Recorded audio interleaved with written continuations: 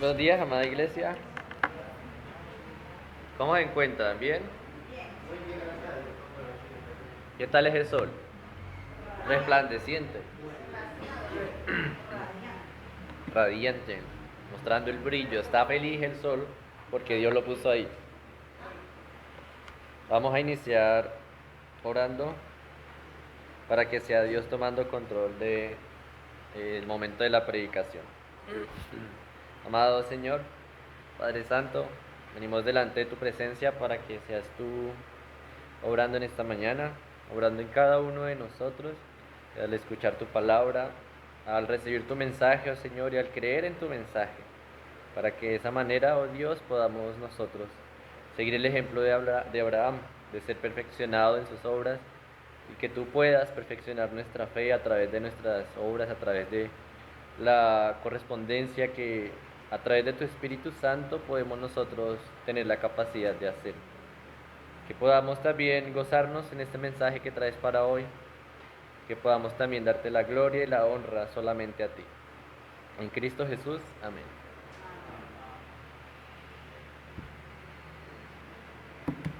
Regalos, regalos y más regalos, ¿no? Si usted sale a la calle, ¿qué es lo que se va a encontrar? Hay un corre-corre de las personas buscando regalos. Usted va al centro, ¿qué es lo que se encuentra? Lleno, repleto, detalles, regalos, juguetes. Hay de todo, ¿no? Hay de todo. Se regala desde juguetes hasta ropa, hasta vehículos. En esta época solo se ven regalos a donde quiera que usted mire. Aún sea 24:10 de la noche, aún están vendiendo regalos y aún hay personas buscando regalos. Hasta más tarde. Y bueno, para nadie es un secreto que a todos nos gustan los regalos. ¿O hay alguien aquí que no le gusta? A todos. Y no necesariamente tienen que ser un regalo así en estas épocas, ¿no? Como que un regalo al año. No, nos gusta que nos den detalles, nos gusta que nos den regalos en cualquier momento del año, en cualquier momento del día, hasta cuando son sorpresa, ¿no? Como que se sienta hasta mejor. A muchos también nos gusta dar regalos, ¿no? Como que está esa iniciativa de dar regalos. Está esa iniciativa de pensar en alguien y darle un detalle. Está la iniciativa de compartir esa bendición que Dios nos ha permitido tener.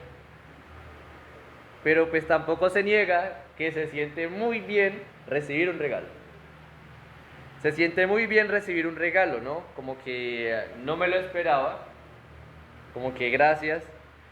O sea, se siente muy genial. Entonces, entre dar un regalo y recibir un regalo, que no haya pleito ahí, ¿no? Si usted quiere dar un regalo, de un regalo. Si usted recibe un regalo, pues la gloria sea para Dios. Y también hay regalos de todo tipo, ¿no? Les decía, desde ropa hasta juguetes, o desde juguetes hasta vehículos, hasta herramientas, o pongámosle una casa. Y también, en cuanto a la relación de que hay regalos de todo tipo, también hay de todo tipo de personas en cuanto a recibir un regalo. ¿Cierto? Está el típico que dice gracias. Está el que se emociona mucho. Y está como que esa diferencia, ¿no? Como que, bien, dar un regalo, pues cada uno tiene esa iniciativa de voluntad. Como que es hasta chévere. Preparé este regalo, le dediqué tiempo para otra persona. Como que todos esos, no veo que un regalo sea obligación, no veo que alguien que dé un regalo se sienta obligado, a menos que lo obliguen, ¿no? Cuando lo obligan ya eso no es un regalo. Pero en recibir sí se ven las diferencias. En recibir sí se ven las diferencias. Está el que se siente comprometido, como que si lo recibo me voy a sentir comprometido, entonces tengo que corresponder y bueno, así. Está el que se siente comprometido pero no lo recibe. O sea, como que, bueno, no se lo puedo recibir porque me compromete a lo que no quisiera. Está el que recibe un regalo de aquella persona que no la lleva bien. Y ahí se pregunta, ¿cómo recibo este regalo? ¿No? Está el que no le gustan los regalos. Está el que le gusta demasiado los regalos y que recibe pocos. Entonces hay de muchas formas también. Y ya en cuanto a eso, podríamos preguntarnos nosotros, ¿cuál será el mejor regalo para dar? ¿Cuál sería el mejor regalo para dar? Y en historias así para niños, el mejor regalo para dar a veces queda siendo un abrazo. En historias para niños, ¿no? A veces queda siendo un abrazo, después de que todo el plan del niño haya salido mal. Alguien también podría decir que el mejor regalo que usted pueda dar es su tiempo. Su tiempo porque usted está dándole ahí su vida. Alguien también podría dar que es la enseñanza o la sabiduría. No está el que falta, o no falta el que diga que un carro o una casa. Es un buen regalo, no se dice que no, no se niega. Entonces, pero ese será el mejor regalo que alguien pueda dar. ¿Qué tal una ciudad? ¿Qué tal un país? Como se hace en el Oriente. Y podemos pensar en mucho, ¿no? También encontré respuestas como que no, valores que se le pueden dar a la persona, o una alta estima, acompañamiento, cualquier detalle que sea dado con sinceridad. Ese podría ser el mejor regalo. Como estamos en víspera de regalos, el pasaje que vamos a estudiar en esta mañana está relacionado con ¿qué? Con regalo. Pero vamos a descubrir en este pasaje cuál es el mejor regalo del mundo. Entonces el título para este mensaje de hoy es el mejor regalo del mundo. Si cuando yo pregunté cuál sería el mejor regalo que usted pueda dar y pensó en algo, no pasa nada, no se preocupe. Pero al final de la predicación, usted tenga presente cuál es el mejor regalo del mundo, cuál es el mejor regalo que usted puede dar en esta época y durante toda su vida. Así que por favor acompáñeme a Gálatas capítulo 4 y vamos a leer desde el versículo 4 hasta el 7.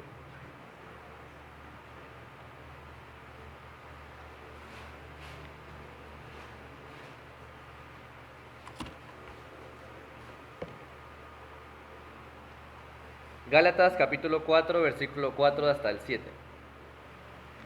Dice así: pero cuando vino el cumplimiento del tiempo, Dios envió a su Hijo, nacido de mujer y nacido bajo la ley, para que redimiese a los que estaban bajo la ley, a fin de que recibiésemos la adopción de hijos.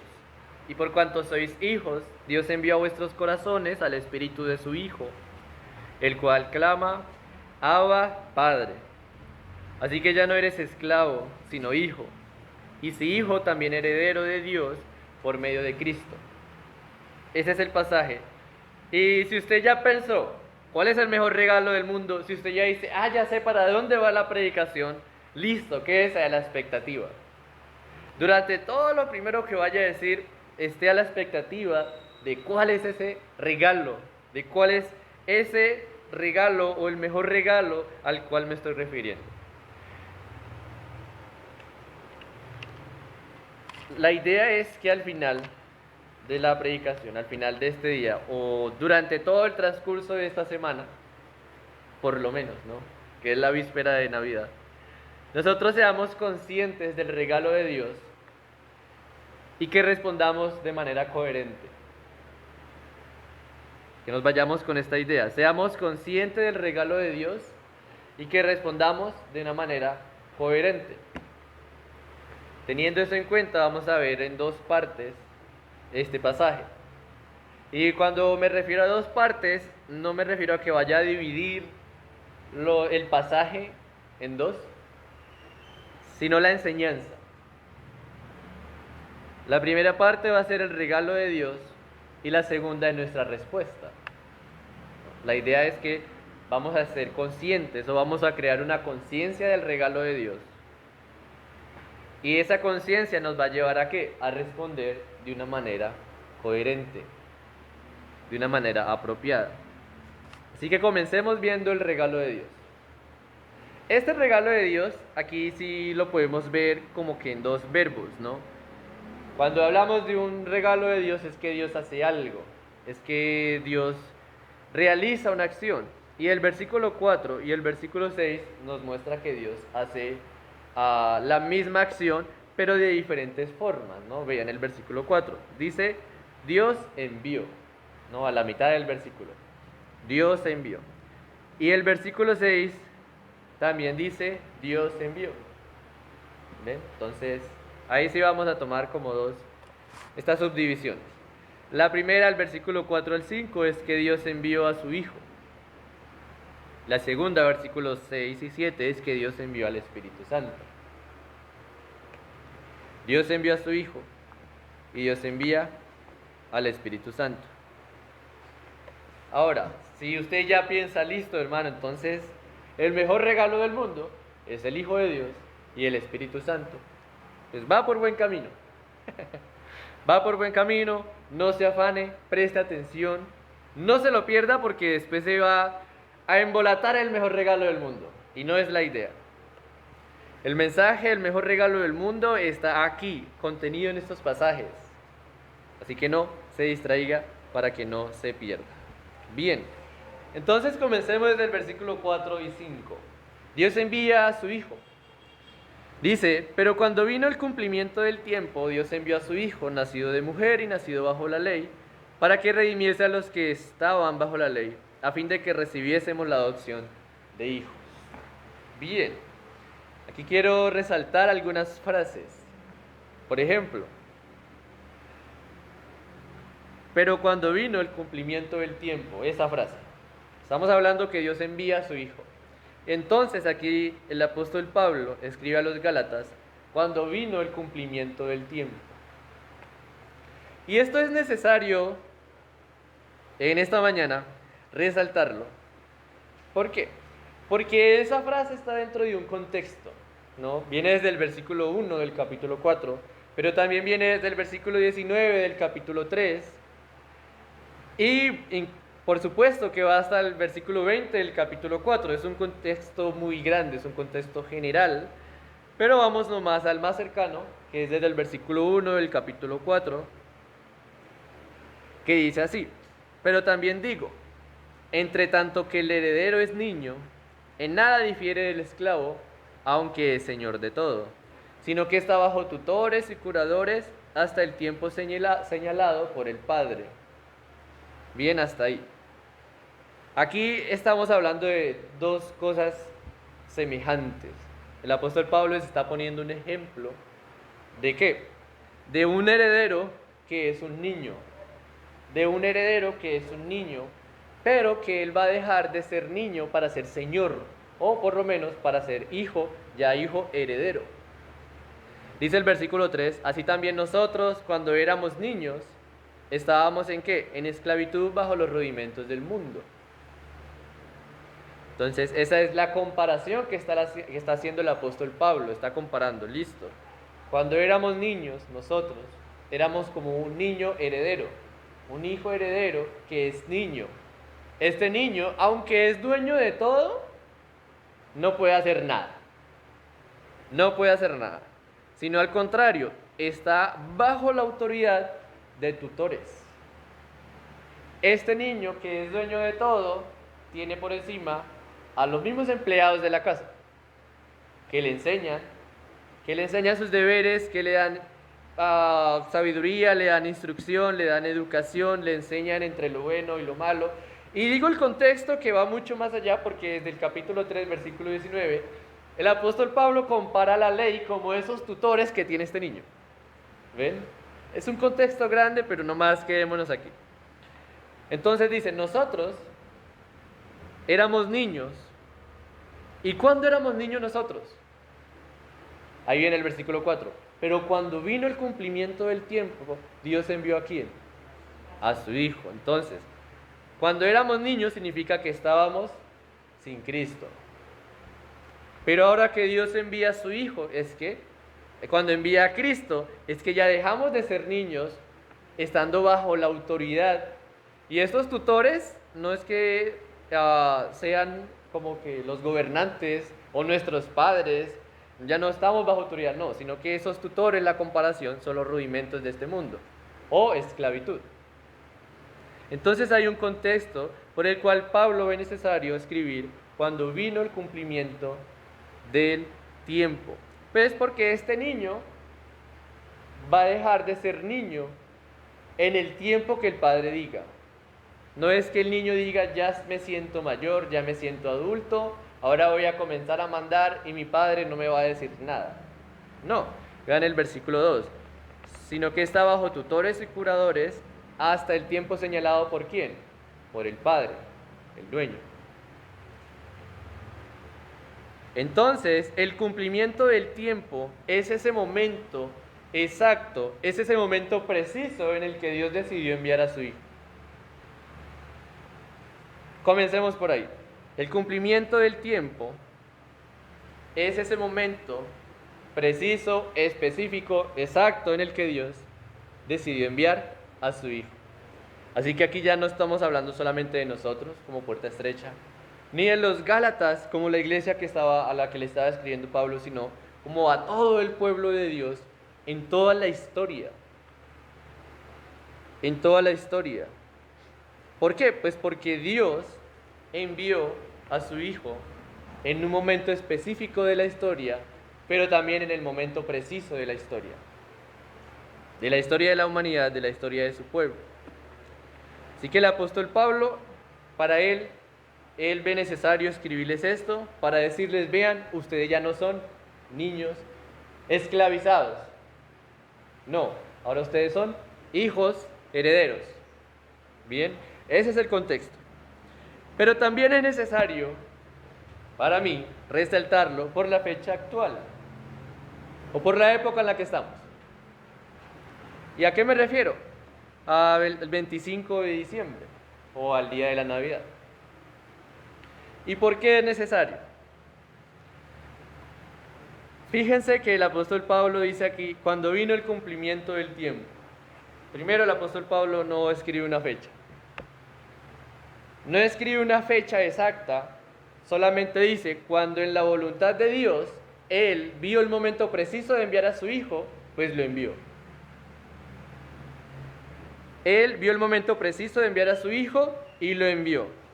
Está cimentando el apóstol Pablo que la encarnación de Cristo fue algo real, fue algo legítimo, fue algo que sí sucedió, fue algo que está en la historia. Bien. Si el apóstol Pablo conocía o no el día preciso, ahí sí no sabemos.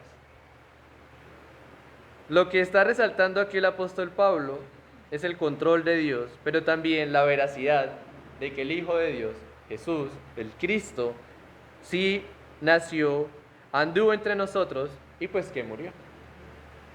Entonces lo está cimentando, ¿cierto? Pero aún queda la pregunta, como que listo, hoy estamos al 2024 y de seguro para el 2025, el 25 de diciembre se va a celebrar Navidad también. Y de seguro en el 2030 y de seguro en el 3000, ¿no? Se va a seguir celebrando la Navidad el 25 de diciembre. ¿Por qué? ¿Por qué ese día? ¿Por qué esa necesidad de poner una fecha? ¿Por qué esa necesidad de cada año conmemorarla? ¿Por qué esa necesidad de cada año recordarla? Pues bueno, en los primeros cristianos, vamos a ver un poquito de historia, ¿no? Un poquito. En los primeros cristianos había un grupo llamado docetas o docetistas, que ellos comenzaron a decir que Cristo era un ser espiritual. No tenía nada que ver con la carne, no tenía nada que ver con un cuerpo, porque esto era malo, porque este cuerpo era de pecado, porque este cuerpo era corrupto, porque este cuerpo estaba relacionado solamente con el mal. Entonces era un ser espiritual. ¿Qué pasa? Al ser un personaje espiritual, pues va a redimir a seres espirituales, ¿no? No a hombres, no a seres humanos. Entonces los cristianos se pusieron a la tarea de demostrar o contrarrestar a esa enseñanza herética, pues poniendo fecha a un día. Poniendo fecha a un día. Así que llegaron teólogos o eruditos de la época y comenzando con estudios dijeron, listo, el papá de Juan el Bautista ministró en septiembre, eso lo relata Lucas, capítulo 1. Ministró en septiembre, entonces la concepción de Juan el Bautista fue en septiembre y él nació por allá después en junio. Y hasta ahí digamos, listo, puede que entre. Pero dijo, no, listo, entonces el 24 de junio nació Juan el Bautista. Y como la diferencia entre María, su pariente Isabel, eran 6 meses, entonces de junio, cuando nace Juan el Bautista, luego nace Jesús, entonces nace el 25 de diciembre. Y digamos, listo, como que bueno, para la época se vio esa necesidad. Se vio esa necesidad y uno podría decir hasta convincente. Pues porque ellos tuvieron que hacer la conversión de todo el lenguaje que había en el Antiguo Testamento, de los meses, de la época y de cómo nombraban ellos los meses, los judíos generalmente, el pueblo hebreo, para no hacerlo simplemente al cristianismo, sino al romano. Como el equivalente a tal mes en el romano o en el imperio romano era tal. Entonces listo, fue en septiembre. Entonces se vio esa necesidad. La idea era contrarrestar esa enseñanza, por supuesto, y afirmar que Jesús sí se encarnó, sí fue de verdad, sí fue veraz, vivió entre nosotros y murió.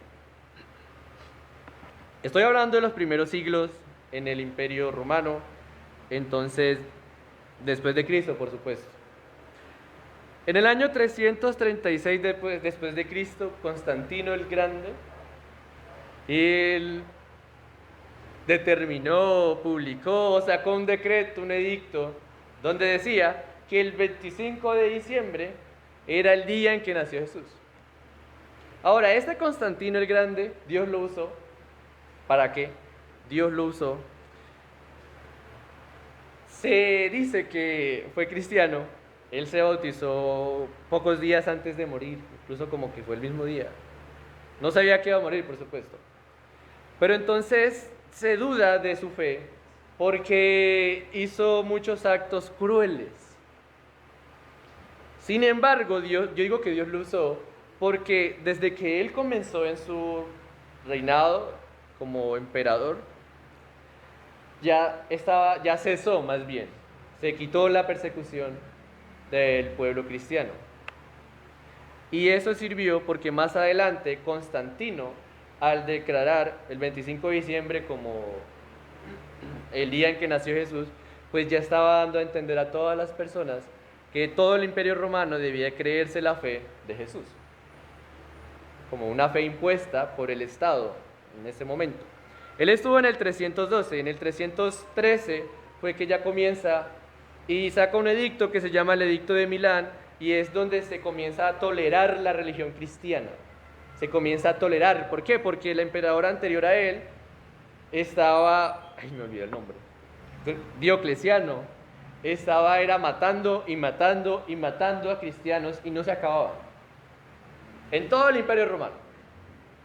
Entonces Constantino llega, saca ese edicto para que se tolere por lo menos, ¿no? Me están acabando mi pueblo como Roma, porque igual era en Roma, era en todo el imperio.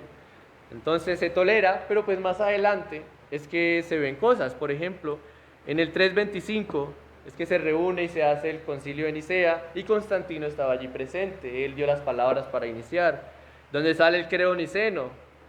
Entonces Dios lo usó mucho para el avance del evangelio, para el desarrollo del evangelio.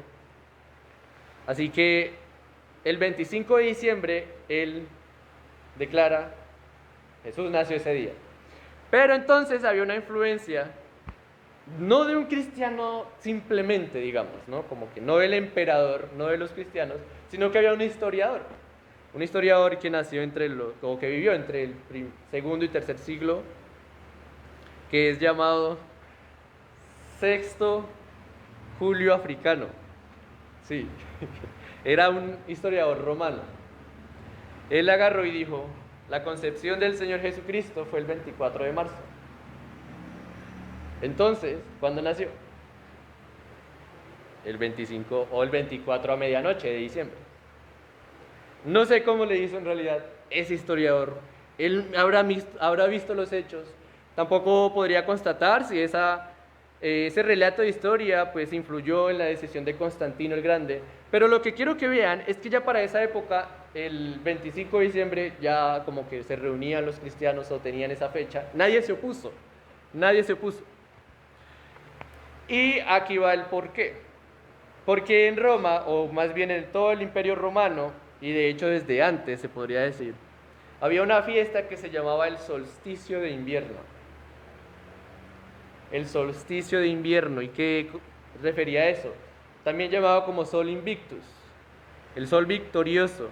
Porque desde ese día en adelante, allá, eso es como en Europa, ¿no? Pero en todo el Imperio Romano, los días comenzaban a ser más largos, o los días de sol comenzaban a ser más largos. Incluso el día de hoy, ¿no? Son 11 de la noche y todavía hay sol. Entonces había esa celebración como Imperio Romano o como una celebración pagana, porque terminaban la del dios Júpiter y comenzaban con la del sol victorioso.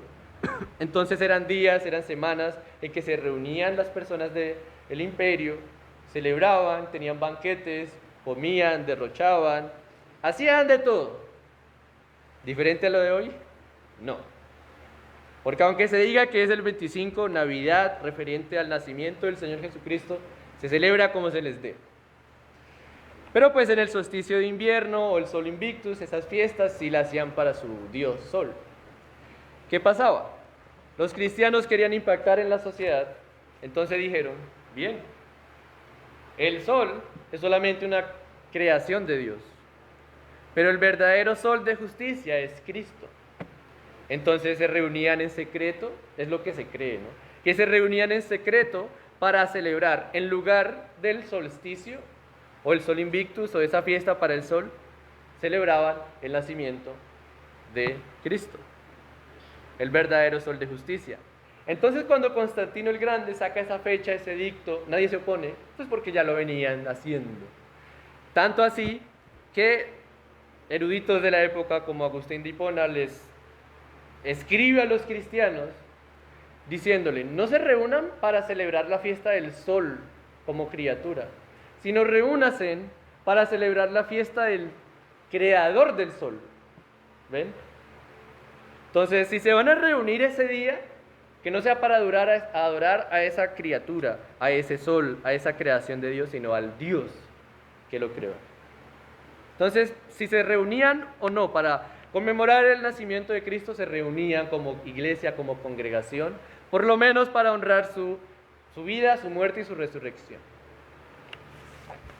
Ya después de lo de Constantino, ya quedó esa fecha hasta el día de hoy. No se ha quitado, no se ha cambiado, no se va a cambiar. Eso sí les digo que eso es harto en Occidente. Acá, porque allá en Oriente hay otras épocas, hay otras fiestas y dicen otras cosas del nacimiento de Cristo, ¿no? Otros estudios que no, que fue en marzo, no, que en abril. Entonces ahí está la dificultad. Estamos hablando no de traducir un lenguaje, sino que de traducir toda una cultura hebrea, todas esas fiestas que tenían ellos, como traducir los ciclos del sol a lo nuestro. Difícil. Difícil. Así que si usted celebra la Navidad, hágalo para la gloria del Señor. Si usted no la celebra, hágalo para la gloria del Señor. Pero recuerde, el Señor nació una vez, fue de verdad, fue verídico, no nace todos los años, eso sí, no se quedó niño. Él creció, llamó a los apóstoles, enseñó 3 años, dio su vida en la cruz, luego resucitó y ahora está a la diestra del Padre.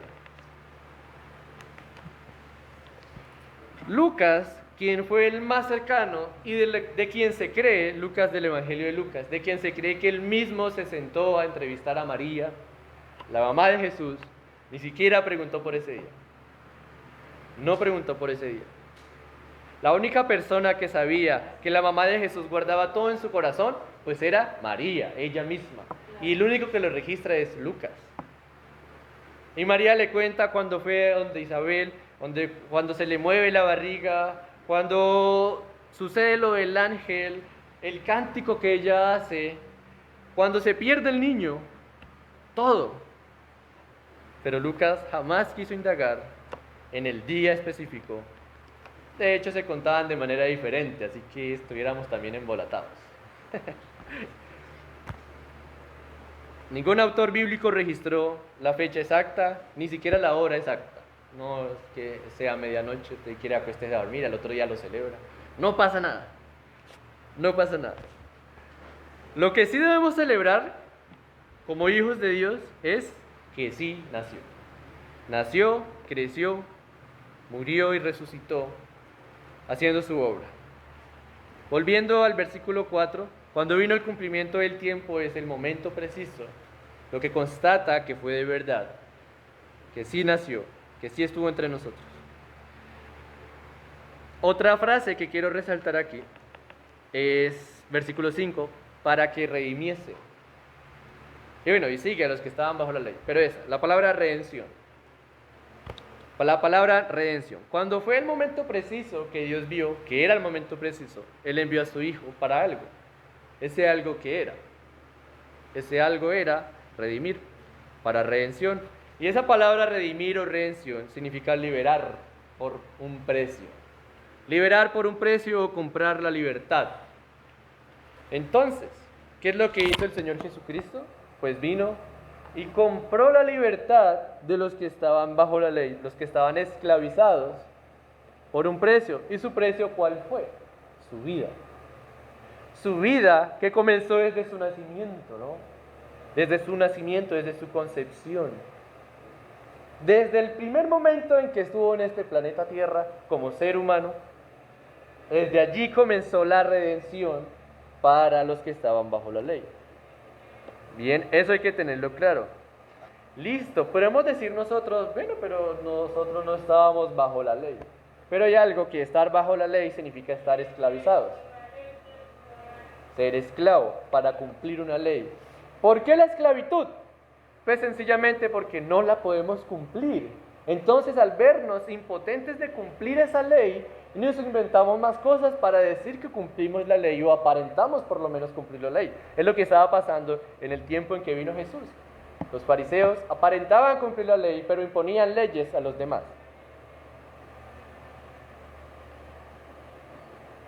Entonces hay una esclavitud, y esa esclavitud era con dirección a la salvación, a la justificación, a la vida eterna. ¿Por qué? El cumplimiento de la ley era para hallar esa vida eterna. Los fariseos querían hallar esa vida eterna, el pueblo quería hallar esa vida eterna, quería hallar algo espiritual, algo más allá de lo que vemos a nuestro alrededor. Y para nadie es secreto también que todos nosotros queremos buscar eso, o por lo menos queríamos, ¿no? Al día de hoy quieren buscar, por eso hay tanta religión en el mundo. Hay tanta religión donde se esfuerzan por buscar algo espiritual, por buscar algo supremo. Póngale el nombre que le ponga, así sea una piedra. Pero buscan algo que es superior a ellos. Eso es toda la religión. Todas las religiones se parecen en eso, menos aquí, ¿no? Como que es diferente. No porque seamos especial, sino porque Dios nos hizo especiales. Porque el cristianismo no es vamos a buscar a Dios, sino es que Dios nos buscó. ¿Ven la diferencia? Dios nos buscó y nos mandó este regalo. Tengan en mente ese regalo. Entonces, o esclavos cumpliendo la ley, o esclavos cumpliendo una ley, o esclavos buscando algo para sentirnos mejor, ya sea moralismo, ya sea reconocimiento, ya sea buscar algo supremo, estábamos sí o sí esclavizados. Así que esta redención también venía para nosotros. Y gracias a Dios porque pues estamos aquí hoy.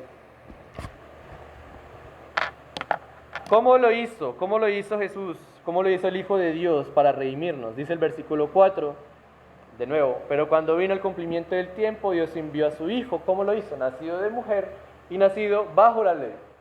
Entonces, para liberar a los esclavizados, ¿qué hizo el Señor Jesucristo? Se esclavizó. se esclavizó a esa ley que él había dado. Se esclavizó no solamente a la ley que él había dado, sino también al régimen del mundo. Se esclavizó al régimen porque ese régimen fue el que lo crucificó. Ese sistema de castigo fue el que lo crucificó. Así que se esclavizó, se hizo semejante a nosotros, como también dice en Filipenses, ¿no? Siendo en forma de Dios, no estimó a ser igual a Dios como una cosa que aferrarse, sino que se despojó a sí mismo, haciéndose semejante a... Hay un celular ahí, para que le bajen o le mermen. O en vibrador, ¿no? Para continuar. Gracias. Entonces se hizo semejante a nosotros, cumpliendo él mismo la ley. Cumpliendo él mismo la ley. Toda la ley del Antiguo Testamento, toda la ley por la cual el pueblo judío buscaba salvarse, toda la ley por la cual los gálatas estaban buscando para salvarse, todo, dice, Jesús lo hizo, Jesús lo cumplió, y con eso nos redimió. La otra palabra que quiero que nos enfoquemos está en el versículo 5.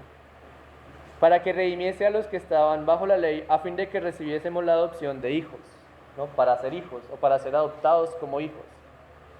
Entonces Dios nos hace sus hijos a través de ¿qué? De la redención en Cristo. O sea, vean, póngale cuidado a esta acción, lo que hace Jesús. Jesús nos libera de la esclavitud. Nos da la libertad. Entonces ya, si usted es libre, usted va a poder decidir qué hacer con su vida, dónde irse, para dónde coger, qué pensamiento crearse. Se supondría, ¿no? Como que está esa libertad. Pero en correspondencia a esa libertad, ¿usted qué hace? Usted se convierte en hijo. No es que usted queda libre y queda como un esclavo o queda como que a la deriva. Una persona libre, pero a la deriva es alguien sin sentido. Es que se va a esclavizar a la deriva también. Pero Él no solo nos da la libertad, sino que también nos hace sus hijos. Y no nos hace sus hijos como por obligación, sino es que ya somos libres. Y no es que le demos la espalda, sino que queremos ir hacia Él. Es ese querer por lo que Él nos ha liberado. Y entonces Él nos hace hijos. Nos pone en una posición. Nos pone con derechos de un hijo propio, de un hijo natural, de un hijo legítimo. Algo así que se llama heredero, que lo dice al final, en el versículo 7. Heredero de Dios a través o por medio de Cristo. Como también dicen Romanos, coherederos con Cristo, herederos de Dios. Y si hijos, también herederos. Herederos de Dios y coherederos con Cristo, en Romanos capítulo 8, versículo 17. Dios nos hace parte de su familia. Y fíjense, cuando usted vaya a adoptar a un niño, en la registraduría, ¿qué le pone? Su apellido. ¿Sí o qué? ¿O no? Sí, claro. Para que sea legítimo, ahora este niño, usted lo adopta, le da su apellido. ¿Cuál es el apellido que nos da Dios? ¿Hijos de Dios? Dios nos da algo más que un apellido. Dios nos da algo más que un apellido porque es mucho más grande que un apellido. Y es al su Espíritu Santo. Y es ahí donde vemos la segunda parte del regalo de Dios. Ya envió a su Hijo, ahora envía al Espíritu Santo. Versículos 6 y 7. Y el Espíritu Santo lo presenta como una garantía y como la herencia de Dios. Como la garantía de que somos hijos y como la herencia de Dios. Vean el versículo 6. Por cuanto sois hijos, Dios envió a nuestros corazones al Espíritu, el Espíritu de su Hijo, el cual clama, Abba Padre. ¿Ven? Y yo le digo garantía, en otro pasaje dice que Él es las arras de nuestra herencia. Aquí es garantía también y lo está mostrando como esa garantía por el lenguaje que utiliza. Él le dice, listo, ahora son hijos, Dios les envía el Espíritu. Son hijos, Dios les envía el Espíritu. Dios les envía el Espíritu a ustedes porque son hijos. Porque son hijos. Si no fueran hijos, pues no les enviaría el Espíritu Santo, ¿no? Como que ahí va el argumento. Es porque ahora son hijos es que el mismo Dios que ya envió a su Hijo, el Señor Jesucristo, envía a su Espíritu Santo. ¿Y cómo sabemos nosotros que Él nos envía al Espíritu Santo? ¿Cómo sabemos nosotros que Él envía el Espíritu Santo a su iglesia? Porque es algo que no se ve. Al día de hoy es algo que no se ve. De pronto en los primeros siglos, desde Hechos, se podía ver, se podía escuchar cuando hablaron diferentes idiomas o cuando veían fuego sobre las cabezas de las personas. Pero al día de hoy ya no. Pero lo que nos une, tanto en ese momento como ahora, es que tanto aquellos que hablaban en otros idiomas clamaban a Dios como su Padre. Y nosotros al día de hoy, en cualquier idioma podremos nosotros clamar a nuestro Dios como nuestro Padre. Así que la garantía de que usted es hijo de Dios, que usted ya no es un esclavo, de que usted ya no es un niño, es que usted puede clamar a Dios como su Padre. Y aquí lo pone, que es por ese Espíritu en nosotros, que el Espíritu es el que clama, Abba Padre, pero clama a través de ¿qué? De nosotros, de nuestra voz, de nuestro ser. Abba Padre. Se apropia de este Padre. Y la herencia de Dios está en el versículo 7. Así que ya no eres esclavo, sino hijo, y si hijo también heredero de Dios por medio de Cristo. Heredero de Dios. Ahí está la herencia. Fíjense, cuando dice heredero de Dios, usted puede pensar como que, bueno, como Dios es mi padre, yo soy su heredero, ¿no? Porque soy su hijo legítimo, al cual Él me dejó la herencia. ¿Qué quiere decir eso? Que todo lo que es Dios, todo lo que pertenece a Dios, ¿a quién va a pertenecer? A nosotros. ¿Es eso cierto? Sí. ¿Para qué digo que no? Sí, sí. Ahora, no quiere decir que yo vaya a ser el dueño y que corra un árbol de un lugar a otro, pues porque Dios no se va a morir, ¿no? Él nos ha dejado su herencia, Él es nuestra herencia, pero lo importante aquí no es que todo lo que vemos a nuestro alrededor es nuestro, sino que Dios es nuestro y nosotros somos de Él. Es que nosotros pertenecemos a Dios y Dios nos pertenece a nosotros. Nuestra herencia, nuestra misma herencia es Dios. Es Dios. No es un árbol, no es una montaña, no es una isla, es Dios mismo, el dueño de todo el universo, de lo que vemos y lo que no vemos. Pero eso es a través de Cristo. Pero eso es a través de Cristo.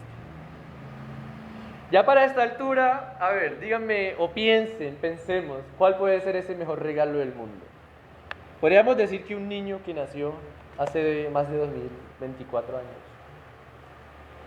Podemos decir que es Cristo, podemos decir que es el Evangelio, podemos decir que es su palabra, o la redención, o la adopción, o qué tal la salvación, o qué tal el Espíritu Santo. ¿Será que alguno de esos? ¿Será que la herencia puede ser diciembre, nuestra vida? ¿Puede ser la iglesia, lo que tenemos? ¿O puede ser Dios mismo? ¿Qué puede ser ese mejor regalo del mundo?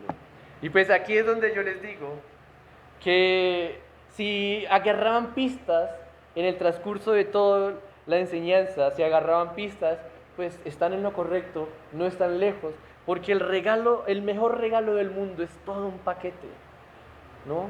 Usted puede recibir un carro de juguete, pero cuando recibe la volqueta que tiene la pala, que tiene el balde, que viene todo el kit, buenísimo. Usted puede recibir una llave expansiva, pero cuando viene con todo el kit, ¿cómo se siente usted? Mejor, ¿no? Como que es un regalo más grande. Hablando de regalos, ¿no? O el estreno, que usted recibe un pantalón, ¡ay, excelente! Pero usted recibe el pantalón, los zapatos, camibuso, boxer, medias, zapatos. Está todo el paquete, es un regalo más grande. Pues bueno, el regalo que está mostrándonos aquí, y el mejor regalo del mundo, el regalo de Dios, es todo un paquete que incluye todo lo que dije. Todo, absolutamente todo. Podemos decir Dios el Padre, Dios el Hijo, Dios el Espíritu Santo. Amén, ese es nuestro regalo, pero también nos da la adopción, la redención, la justificación, la salvación. Nos da su palabra, nos da el Evangelio, nos da diciembre, nos da el día de hoy, nos da celebraciones, nos da todo. Tanto así que, bueno, como para intentar resumirlo, sintetizarlo en una frase, es que nos da toda una vida centrada en Cristo. Perdón, toda una nueva vida centrada en Cristo. Toda una nueva vida centrada en Cristo. ¿Por qué? Pues porque el Padre pensó en nosotros desde antes de la fundación del mundo, al pensar enviar a su Hijo desde antes de la fundación del mundo a morir por nosotros. ¿Quién se encarnó? El Hijo Jesucristo. ¿A quién envió Dios? Al Hijo. Y fíjense que el versículo 6 de Gálatas dice que el Espíritu que envía a Dios es ¿de quién? Del Hijo. Así que hay toda una vida o una nueva vida centrada en Jesucristo. Suena como una frase simple, una frase muy breve, pero que vale la pena profundizarla. Que vale la pena profundizarla porque cuando no estábamos con nuestra vida centrada en Cristo, éramos nadie, éramos esclavos de nosotros, de nuestros placeres, de los placeres del mundo, esclavos. Éramos esclavos, esclavos y esclavos. No habían regalos. Ahora está el mejor regalo del mundo, que es una nueva vida centrada en Jesucristo. Fue a través de Él que Él pudo, que fue posible la adopción como hijos, y es a través de Jesucristo que yo puedo decir que soy dueño de todo. Es a través de Jesucristo que yo puedo decir que Dios es mi herencia. Es a través de Jesucristo que yo puedo tener el Espíritu Santo. Es a través de Jesucristo que yo puedo decir, Abba, Padre, o por lo menos clamarle como Padre Celestial. Es a través y solamente de Él. Y bien, como todo regalo tiene un compromiso, tiene implicaciones, ¿no? También el regalo de Dios, o el mejor regalo del mundo, tiene repercusiones en nuestra vida. No es que lo recibimos y decimos amén. Sí, esa es una parte, ¿no? La primera parte del regalo de Dios, que espero que lo tengamos claro. La segunda parte, nuestra respuesta, nuestro compromiso. ¿Cómo nos afecta ese regalo? ¿Cómo nos afecta ese regalo? Y esto es más breve. Bueno, vuelvo a decir, la brevedad está. Que lo creamos, lo entendamos y nos gocemos porque lo tenemos está. Pero que se puede profundizar muchísimo más, muchísimo más. Lo primero es aceptar el regalo. Aceptar ese regalo. Aceptar este regalo. ¿Por qué? Listo. Si usted está oyendo esto y usted, cuando pregunté cuál podría ser el mejor regalo que usted pueda dar y pensó en cualquier otra cosa, listo. Acepte que el mejor regalo del mundo que usted puede recibir y que también usted puede dar es todo lo que hemos hablado. Toda una vida nueva centrada en Jesucristo. Toda la historia de la redención. Toda la historia del pueblo de Dios. Toda la historia de Jesús. Toda la historia de la iglesia. Toda una salvación. Toda una adopción. Acepte ese regalo. Y si en las redes están escuchando este mensaje, pues no es por algo, ¿no? No es que hayan pasado 50 minutos para nada. No. Si usted duró hasta este momento es porque debe aceptar ese mensaje. Y aceptar el mensaje es creerlo. Es creerlo. Es que usted lo crea. Y que usted lo crea no porque cada año el 25 de diciembre es Navidad. Y porque todo el mundo lo celebra en todos los lugares del mundo. No porque todos hagan algo significa que sea verdadero, significa que se haga, ¿no? Como nuestras madres que nos dicen, ¿no? Entonces, si todos se tiran de un barranco, usted también. No. Pero sí créalo, porque es verdad. Porque es verdad. Porque al día de hoy se constata la veracidad de los hechos, la veracidad de todo lo que pasó. Porque es verdad, porque historiadores de los primeros siglos registraron ese nacimiento. Porque emperadores creyeron ese nacimiento y lo registraron también. Porque todo un tiempo se vivió una lucha, no una lucha de guerra, sino una lucha por enseñar ese mensaje, por dar ese regalo al mundo, para decir que sí es verdad, para tener todos esos recursos que tenemos al día de hoy, que podemos echar mano y podemos comprobar, no corroborar, sino comprobar, o sea, darnos cuenta de que sí fue veraz ese hecho del nacimiento del Señor Jesucristo, de su crecimiento, de que se perdió en el templo, también se registra. No es solo en Lucas, también otros historiadores. De que se perdió en el templo, de que hizo su ministerio, de todos sus milagros y de su muerte en la cruz y aún de su resurrección. Acepte el mensaje, créalo. Y creerlo es apropiarse de ese mensaje y confiar en ese mensaje. Confiar en ese regalo de que es verdad, porque así lo es. También no lo devuelva. No, estos no son como los regalos que uno puede devolver. Ya sea porque se daña la relación entre la persona, entonces, no quiero tener esto, lo devuelvo o lo boto, o lo quemo. No es algo que se pueda devolver, no es algo que se pueda botar, no es algo que se pueda decir, ya no quiero esto. ¿Por qué? Porque es ser hijo de Dios. Si usted dice no quiero ser hijo de Dios, pues es raro, ¿no? Porque alguien que adopta no dice no quiero ser hijo de esta familia. No tenía familia antes, ahora sí tiene, pues ¿para dónde va a ir? O a menos que no sea de esa familia. Entonces no es algo que usted pueda decir, no quiero ser hijo de Dios, no quiero esta salvación. Entonces nunca la tuvo. No es algo material para que usted pueda devolver. No está limitado el tiempo para que usted diga, ay, el otro año se me vence ser hijo de Dios. No. ¿Por qué? Porque fue planeado desde la eternidad que Dios pensó en nosotros, que Dios pensó en usted, que Dios pensó en mí. Y va a ser hasta la eternidad. De nuevo, no porque usted quiera o no quiera, sino porque Cristo dio su vida en la cruz. Sino que a través de Cristo y por medio de Cristo es que usted es heredero de Dios. Eso no lo limita el tiempo, no lo limita tampoco el dinero. No es que usted pueda comprar ser hijo de Dios, no es que usted pueda comprar ser redimido por Dios, no se puede. Es invaluable, no alcanzaría. Ni aunque se reúna todo el oro del mundo, de toda la historia, no alcanzaría a pagar la redención. Por eso fue necesario que Dios mismo se encarnara y diera su vida.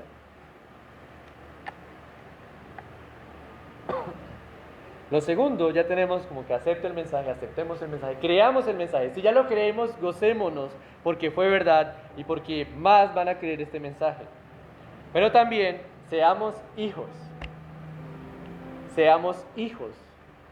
Seamos hijos en el pasaje que estamos aquí en Gálatas. Hay dos cosas aquí con ser hijos, lo que no significa y lo que sí. ¿Qué no significa ser hijos? Significa ser esclavo.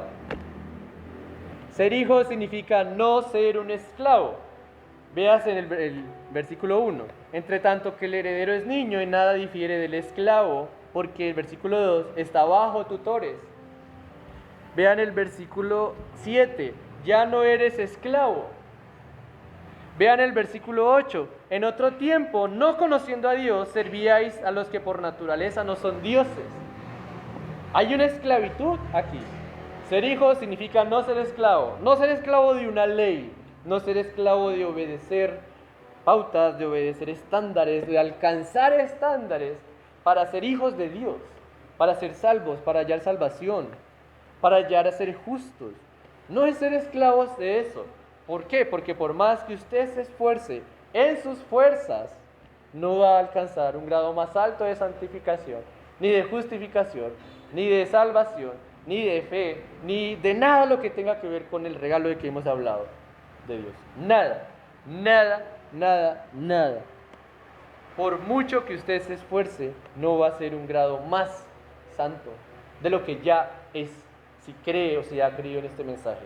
Porque es que esta salvación o este regalo, este paquete es en su perfección. Ya está. Usted es justo. Si usted ha creído este mensaje, usted es justo. Usted es santo delante de Dios. Usted ha sido salvo delante de Dios. Usted es hijo. Usted es heredero de Dios. Si usted ha aceptado este mensaje, usted lo es. Lo somos. No debe esclavizarse a cumplir normas. No debe esclavizarse. Ahora, es diferente las obras, ¿no?, que hablábamos. Las obras o las evidencias, el fruto de nuestra fe, es el Señor el que se encarga. Como ya somos hijos, ¿a quién nos ha dejado Él? Al Espíritu Santo. El Espíritu Santo obra en nosotros para que su evidencia, la evidencia de nuestra fe, que nuestra fe sea perfeccionada, pero es Él el que se encarga, no en nuestras fuerzas, que se encarga usando nuestro ser. Pero cuando usted se sienta frustrado porque no obra lo suficiente, debería preocuparse. O cuando usted comienza a pensar, yo oro más que el hermano, debería comenzar a preocuparse. Porque no se trata de quién ore más, se trata de quien ore al Señor y quien clame a Él como Abba, Padre. No es una competencia de oración, no es una competencia de cristianismo. Todos tenemos la misma carrera de la fe, pero es según la medida que Dios nos ha dado. Si vemos hermanos que pensamos que son más santos, como que el Señor les ha permitido más, gloria a Dios por ellos, que sean de ejemplo, ¿no? Así como el apóstol Pablo, ser imitadores de mí como yo de Cristo. A la final debemos mirar es al Señor Jesucristo, que sí fue un gran ejemplo de oración, sí, duraba noches. Si usted se quiere medirle al Señor Jesucristo, pues ya intentaron no comer nada durante 40 días y murieron. Entonces, como que si es para obras sin fe, no sirve de nada. Eso no sirve de nada. Que sea el Espíritu Santo el que obre en nosotros esas evidencias genuinas de querer orar, de querer memorizar, de querer meditar, de querer leer la Escritura para su gloria, no para nosotros, no para nuestra gloria. No vamos a ser esclavos de tradiciones. En diciembre hay muchas tradiciones y las que vienen para Semana Santa, ¿no? Hay muchas tradiciones a las cuales todos, sin ningún mandato, sin ninguna invitación, ya nos habíamos esclavizado. O incluso puede que estemos esclavizados al día de hoy, que ni nos demos cuenta. Es peligroso, porque ahora somos hijos. Cristo nos redimió, Cristo nos liberó aún de esas tradiciones. Todo lo que se ve al día de hoy, todo es tradición, todo. Que si usted la hace, que sea para la gloria del Señor, pero que sea de acuerdo a como el Señor ordena, ¿no? No era como en los primeros siglos, que bueno, la gente se reúne a celebrar el sol, reunámonos nosotros, celebramos el sol, pero que nadie sepa. No, por eso Agustín de Hipona les escribe, celebren ese día, no como adorando al sol, que es una criatura, sino al creador del sol. O sea, si nos vamos a reunir, ya sea en familia o algo, que sea para celebrar que, sí, que nació el Señor Jesucristo, pero también que creció, murió y resucitó y que volverá. O sea, que nos reunamos a celebrar este gran regalo que Dios nos ha dado. Ni de idolatrías. Dentro de estas tradiciones hay idolatrías. Sí las hay. Hay idolatrías. ¿Por qué? Pues porque nace el Señor Jesucristo, pero ¿de quién nace? De María. Entonces como que se desvía la mirada, ¿no? O sea, María fue la mamá, déjenla quieta. Ella está quieta adorando al Señor allá donde está. Se están inventando muchas Marías, pero solo una fue la que tuvo al Señor. Y solo fue una la que adoró al mismo Jesucristo. Entonces ser hijo es no ser esclavo. Ser hijo entonces es ser redimidos, o sea, ser libres. ¿Somos libres de qué? ¿De hacer lo que nosotros queramos? No. Somos libres entre decidir hacer el bien. Porque ahora podemos decidirlo. Que ahora podemos escogerlo. Ahora podemos decir, bueno, quiero ir a la iglesia. Podemos hacerlo. Y si usted en algún momento, el domingo o un jueves, dijo, quiero ir a la iglesia, y vino a la iglesia y adoró en la iglesia, pues fue el Espíritu Santo que obró en usted. Fue el Espíritu Santo que obró en usted. Pero si llega el domingo y como que toca ir a la iglesia, ya ahí pregúntese, ¿no? Si ha pasado, usted no se... Bueno, preocúpese, pero tiene la solución, ya está el mejor regalo del mundo. Somos libres de escoger servirle a Dios, somos libres de escoger hacer su voluntad, somos libres de escoger seguirle a Él. ¿Por qué? Porque Él dio su vida para que nosotros lo siguiéramos. Él dio su vida para que nosotros le sirviéramos. Él dio su vida para llamarnos, pero nosotros de voluntaria decisión lo seguimos y lo adoramos. Nadie nos obliga. Así que eso ya no se convierte en una carga, ni en una tradición, ni en una esclavitud. Es una libertad. Es una libertad en el Señor. Clamamos a Dios como nuestro Padre, lo reconocemos a Él como nuestro Padre. Si usted en su oración dice Padre Celestial, así a la ligera. Si usted dice el Padre Nuestro así, como para terminar, o el que acabe primero el Padre Nuestro, pues no está clamando a Dios como su Padre. Porque cuando dice aquí el cual clama a Padre, es que grita, pega el grito, Padre mío. Es que en realidad está reconociéndolo como su Padre porque lo necesita. Es que se goza en ese grito diciendo Padre. Tenemos una herencia eterna, que es el mismo Dios, todo el regalo, todo va para todo esto, toda la obra que el Señor ha hecho en nosotros y por nosotros, pues ha sido todo, ¿no? Lo que hemos aprendido. Desde la eternidad hasta la eternidad, Él pensó en nosotros, para darnos este regalo. Así que no esperemos a que llegue un 25, un 24 de diciembre para recordar este regalo, sino que tenemos toda una vida por delante.